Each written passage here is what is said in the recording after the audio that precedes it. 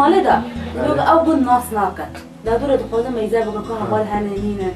أما وين راحت حركات ده راحت حركات كده مودي يكي هبالنا شو راحت حركات ده مثلا كون دعت بيه خوابك مثلا مفكر كي بدنا نسكرنا واني جنده وصح حركات ده مثلا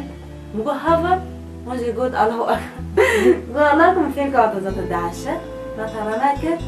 ولا عطى كرسان أكتر